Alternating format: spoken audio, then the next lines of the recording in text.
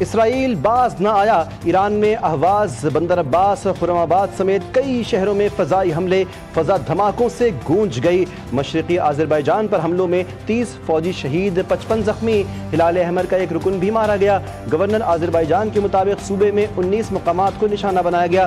تبریز اور کنگنان شہر میں ریفائنریز پر حملے، آگ بھڑک اٹھی۔ تہران پر حملوں میں 20 بچوں سمیت 60 ایرانی شہید، شہداء کی تعداد 78 ہو گئی۔ جنرل مہدی ربانی اور جنرل غلام رضا مہرابی کی شہادت کی تصدیق، شہداء میں 3 جوہری سائنسدان بھی شامل۔ اسرائیل نے مہرآباد ایئرپورٹ پر فضائی حملہ کیا، رنجان ملٹری بیس کو بھی نشانہ بنایا۔ ایران کے کئی ڈرونز بھی مار گرانے کا دعویٰ۔ صہیونی وزیراعظم نتنیاہو کی ایران کو نئی دھمکی، کہا کہ ایران پر حملے میں امریکی صدر کی مکمل حمایت حاصل ہے، ایران کے ایٹمی پروگرام کو برسوں پیچھے دھکیل دیا، اب اس سے بھی شدید حملے کریں گے، ایران میں ہر مقام اور ہدف کو نشانہ بنائیں گے، ابھی تک جو ہوا وہ کچھ بھی نہیں، آنے والے دنوں میں اس سے کہیں زیادہ شدید ہوگا۔ اسرائیلی وزیر دفاع نے خبردار کیا کہ ایران نے ہمارے شہروں پر فضائی حملے نہ روکے تو ہم تہران کو جلا کر بھسم کر دیں گے۔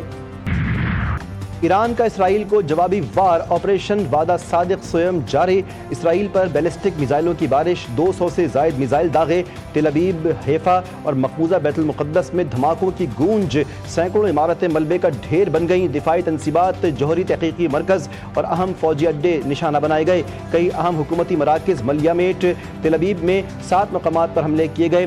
اسرائیلی وزیر دفاع کے ہیڈ کوارٹر کے قریب آگ بھڑک اٹھی، حملوں میں 5 اسرائیلی ہلاک، 7 فوجیوں سمیت 200 زخمی، ہر طرف سائرن کی گونج، اسرائیل میں خوف کا سما، اسرائیلی بنکروں میں گھس گئے، ایران کا اسرائیل کے 3 ایئر بیسز اور فوجی ہیڈ کوارٹرز کو نشانہ بنانے کا دعویٰ، 3 اسرائیلی طیارے مار گرائے، ایرانی میزائلوں کو روکنے کی کوشش پر امریکہ، برطانیہ، فرانس کو بھی ہدف بنایا جا سکتا ہے، ایران نے خبردار کر دیا۔ اسرائیل پر کہاں کہاں حملے ہوئے، میزائل حملوں میں اسرائیل کو کتنا نقصان ہوا، پاسداران انقلاب اسلامی کے کمانڈر ان چیف کے مشیر اعلیٰ جنرل احمد وحیدی نے حملوں کی تفصیلات بتا دیں، کہا کہ اسرائیل کو سمجھ میں آ گئی ہے کہ ایران نہ صرف پوری قوت کے ساتھ جواب دینے کی صلاحیت رکھتا ہے بلکہ آئندہ بھی ایسے جوابی اقدامات دہرائے جا سکتے ہیں۔ امریکی اور روس کے صدور میں ٹیلی فونک رابطہ، پیوٹن اور ٹرمپ کے درمیان ایران اسرائیل کشیدگی پر تبادلہ خیال، روس کے صدر اور وزیر خارجہ سرگئی لاروف کی کشیدگی میں کمی کے لیے مدد کی پیشکش، امریکی صدر کے سعودی ولی عہد محمد بن سلمان اور قطر کے امیر سے بھی رابطے، مشرق وسطیٰ میں استحکام، ایران پر اسرائیلی حملوں اور سفارتی حل کی ضرورت پر گفتگو، ٹرمپ کی برطانوی وزیر اعظم سے بھی بات چیت، کیئر سٹارمر کا ایرانی ایٹمی پروگرام پر تشویش کا اظہار، ترک صدر رجب طیب اردوان نے سعودی ولی عہد محمد بن سلمان سے رابطے میں کہا اسرائیل خطے کو عدم استحکام کی جانب دھکیل رہا ہے۔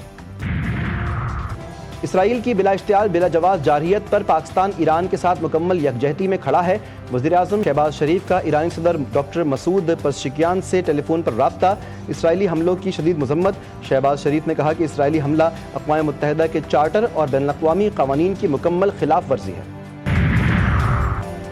پاکستانی شہریوں کو ایران کو سفر نہ کرنے کی ہدایت، حکومت نے ایران سے متعلق پاکستانی شہریوں کے لیے ٹریول ایڈوائزری جاری کر دی، وزارت داخلہ کے اعلامیے کے مطابق حکومت پاکستان اپنے شہریوں کی سلامتی اور حفاظت کے لیے صورتحال پر گہری نگاہ رکھے ہوئے ہے، ایران میں موجود پاکستانیوں کی بحفاظت واپسی کے لیے ضروری اقدامات کیے جا رہے ہیں۔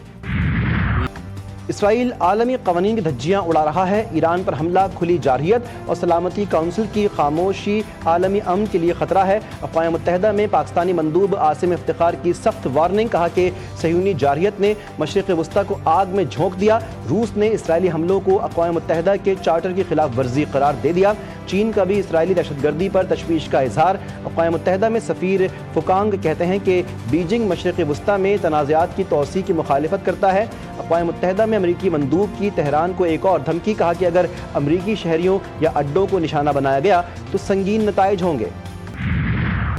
اسرائیل میں دھماکوں اور تہران میں اللہ اکبر کے نعروں کی گونج، ایران کی جوابی کارروائی پر یمن اور لبنان میں جشن کا سما، تہران کے آزادی اسکوائر پر اللہ اکبر کی صدائیں، نوجوانوں کے جوش و جذبے نے دیکھنے والوں کو حیران کر دیا۔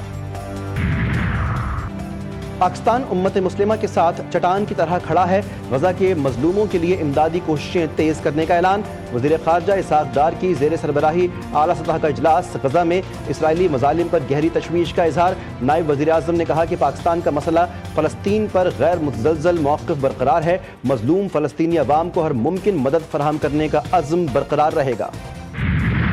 समझता हूं कि ये एक ऐसा इनिशिएटिव की ज़रूरत है इस वक्त जिससे आलम इस्लाम का इत्तेहाद नज़र आए और इजराइल के साथ जहाँ जहाँ भी इस्लामी दुनिया में ताल्लुकात हैं उनको मुनक़ता होना चाहिए।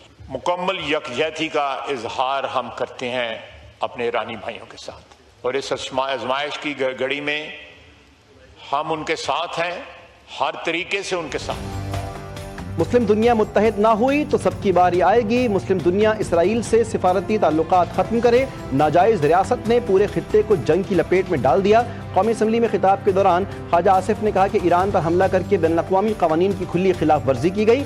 वज़ीर इत्तलात अता तारड़ बोले, ईरान को अपने दिफा का हक़ हासिल है। पाकिस्तान खित्ते में अमन का फ़रोग़ चाहता है। फ़लस्तीन के निहत्ते मुसलमानों को कभी नहीं भूलेंगे। The only way for us to address all issues. There's no military solution to the issue of Kashmir. There's no military solution to the issue of terrorism. There's no military solution to any of the problems that India and Pakistan have faced historically. Preceding this conflict, the Indian government announced that it was illegally violating the Indus Water Treaty and threatened to cut off the water supply for 240 million Pakistan. Iran Israel कशीदगी आलमी अमन के लिए ख़तरा। Israel मशरिक़ वस्ता में जंगी जुनून फैलाने में मसरूफ़ है। पाकिस्तान अमन चाहता है, जंग किसी भी मसले का हल नहीं। मसला कश्मीर और दहशतगर्दी जैसे तनाज़ात का हल सिर्फ मुज़ाकरात हैं। पार्लिमानी वफ़द के सरबरा बिलावल भुट्टो ज़रदारी कहते हैं कि भारत का जंगी जुनून और पानी को बतौर हथियार इस्तेमाल करना आलमी अमन के लिए संगीन ख़तरा है। पाकिस्तान ने पहलगाम वाक़े की तहक़ीक़ात कराने की पेशकश की जो अब भी कायम है। दो एटमी मुल्कों का तसादुम दो मुल्कों की हुदूद तक महदूद नहीं रहेगा। बहुत वाज़ेह है कि इसराइल के साथ पूरी मगरबी ताकतें, अमरीका और सारे ममालिक शामिल हैं जो इसराइल की पुश पर भी हैं, उसको दिफाई ताउन भी करते हैं, उसको इंटेलिजेंस शेयरिंग भी करते हैं और उसके साथ उसकी सिफारतकारी में सलामती कौंसिल और तमाम इदारों में बैठ के उसकी मावनत करते आए हैं। लेकिन ईरान के साथ खुद जो है वो जिनका उन पर तवक्कुल है वो परवरदिगार आलम की ज़ात है जिस पर वो तवक्कुल करते आते हैं और उसी के साथ तवस्सुल करके उन्होंने इस जंग का आगाज़ किया है। इसराइल के साथ अमेरिका समेत पूरी दुनिया की ताकतें खड़ी हैं। ईरान का भरोसा सिर्फ अपने परवरदिगार पर है। सीनियर तज्ज़ियाकार निसार सैयद कहते हैं कि पहले हमले के बाद 6 घंटे में ईरान के जवाबी वार की मिसाल नहीं मिलती। ईरान ने आबनाए हुर्मज़ को बंद कर दिया तो पूरी दुनिया की मईशत तबाह हो जाएगी। दहशतगर्द इसराइल के गजा में हमले, मज़ीद 58 फ़लस्तीनी शहीद कर दिए। सह्यूनी फोर्सेस ने ग़िज़ाई अजनास के लिए इमदादी मराकिज़ पर जमा मासूम फ़लस्तीनियों पर गोलियां बरसा दी। 15 फ़लस्तीनी शहीद। तहरीक इंसाफ का बानी पीटीआई की रिहाई के लिए एहतजाज का ऐलान। वज़ीर आला खैबर पख्तूनख्वा कहते हैं कि 22 जून को मुल्क भर की हर तहसील और हर हलके में एहतजाज होगा।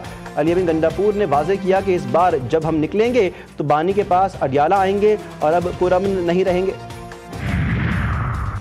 जेयूआई के बगैर हुकूमतें बनती नहीं या फिर चलती नहीं। अच्छी बात है कि सियासत में एक दूसरे को इज्जत दे रहे हैं। सरबरा जेयूआई मौलाना फजलुर रहमान की गुफ्तगू।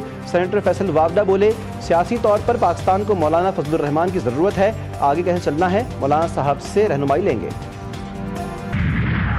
जनूबी अफ्रीका पहली बार आईसीसी टेस्ट चैंपियनशिप जीत गया। फाइनल में दिफाई चैंपियन ऑस्ट्रेलिया को 5 विकेटों से शिकस्त। एडन मार्करम का टीम की जीत में अहम किरदार। कप्तान टिम्बा बाउवा ने भी टीम को फतह के करीब पहुंचाया। फाइनल में दूसरी इनिंग्स में ऑस्ट्रेलिया ने जनूबी अफ्रीका को जीत के लिए 282 का हदफ दिया था। प्रोटीज ने हदफ 5 विकेटों पर पूरा किया।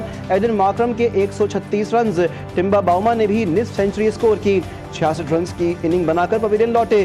जनूबी अफ्रीकी टीम ने 27 साल तारीख में पहली बार कोई आईसीसी इवेंट अपने नाम किया।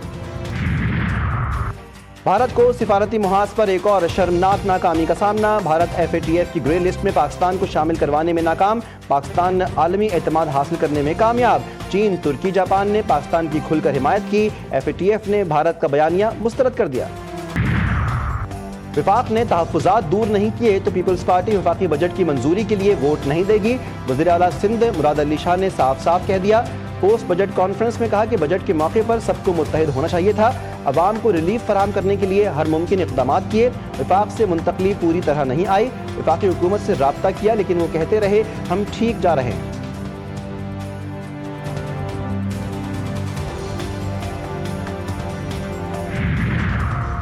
खैबर पख्तूनख्वा का वफाकी बजट पर तहफ़्फ़ुज़ात का इजहार, तरक्याती फंड्स में कटौती, क़बायली अदला पर भारी अखराजात, 93 अरब की आमदन का हदफ और रोज़ाना 6 करोड़ का मुनाफा।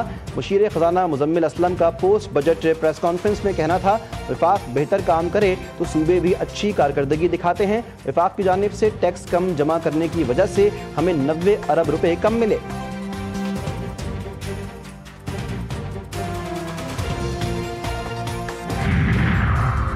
कराची के मलीर जेल से फरार कैदियों के तहलका खेज इंकशाफात ने कहा, जेल में 6024 कैदियों की सिक्योरिटी पर सिर्फ 28 एहलकार तैनात थे। मलीर जेल ब्रेक में 6024 कैदी भागे।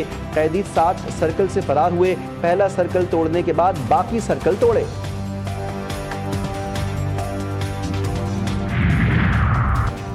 कराची में शाहराह भुट्टो के दूसरे फेज का इफ्तिताह शाहराह क़य्यूमाबाद से क़ायदाबाद तक ऑपरेशनल कर दी गई।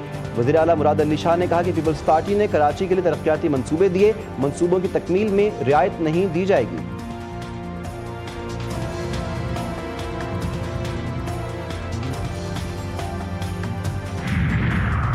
और कराची के शहरी हो जाएं तैयार, बारिश होगी मूसलाधार। मुल्क भर में मगरबी हवाओं का सिस्टम दाखिल होने को तैयार। महकमा मौसमियात के मुताबिक कराची में बादल बरसेंगे। 16 जून से शहर क़ायद के मुज़ाफ़ात में गरज चमक के साथ बारिश का इम्कान।